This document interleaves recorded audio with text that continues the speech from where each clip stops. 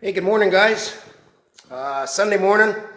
Figured it's time to unveil what I brought home yesterday.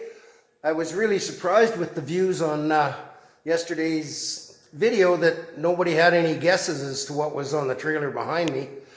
What I'm doing right at the moment, giving the Dodge an oil change. It's got 2,000 K on it. I figure oil's cheap. And after doing all the engine work, it should get a fresh batch of oil. So not sure if you guys are doing this, but on non-roller lifter cars, these older engines and stuff, you really should be using this Zinc Plus additive for your cam so you don't round off all the lobes on it. Pretty important. I add a bottle of that every time I change the oil. And then I just use a good quality 1030 oil in this older motor here. So I got the engine oil changed, just letting it run down so I can check the level. Then I'm going to back this out, and now I'll show you what was on the trailer behind me. Just give me a sec here. Okay, the sun might be a little bit in our way here, but there we have it. It's a 2005 Chrysler 300 5.7 Hemi. The kid that owned it used it. Wore the tires right off of it. The back part of the body is in really good shape, but the front end, not so much. He said he smoked a deer at 100 K an hour, but I think it was more like 140 K an hour. So when I got it home, I had to pull this rad support member out. It was pushed right back into the motor, destroyed the rad, the fans, pushed the fuse box back, which caused me a little bit of grief. One of the big plug-ins on the back here was partially popped out, and I couldn't get the thing to turn over. The battery was stone dead on it, and I think it had froze over the winter. But I'm pretty tickled with my purchase. See if I can do this one-handed.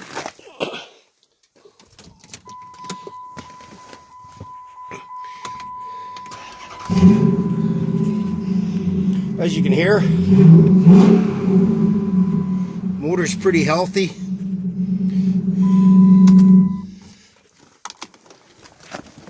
I'm planning on getting it up on the hoist here shortly, once I'm done with the Dodge, and I'll bring you back. But my plan with this, and you guys know that we're never done tinkering.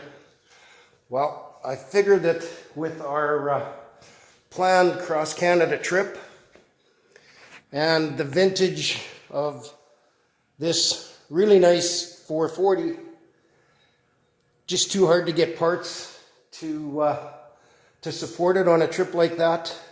So this coming winter, that Hemi and Nag 5-speed automatic is going to go in the 28 Dodge. Then I'll be able to put a little sticker on the back that says, yeah, it's a Hemi. So I'll bring you guys back as soon as I have the 300 on the hoist here, and we'll see what we got under there. Okay, guys, I got the 300 on the hoist here. Considerable damage to the front end of this. It completely blew the rad apart, tore the inlet out on the top of it. I had to put the serpentine belt back on, and anyhow, drove her in on the hoist here. Transmission seems fine, everything looks pretty good.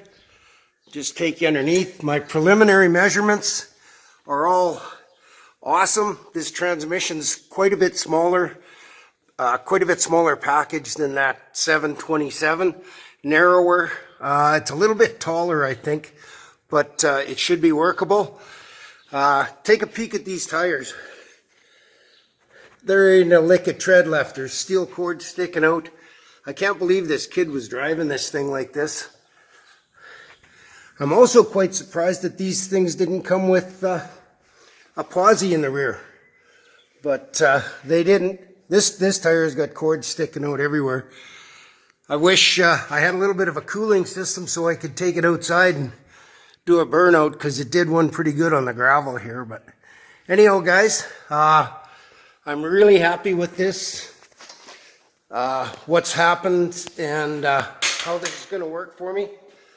Really looking forward to this winter being able to get this all installed and wired up, which is going to be a real fun thing, because computers are not my bag, but I guess it's time to get with the 21st century here. So anyhow, guys, that's what I was doing on the road trip, and I think it was a really good deal.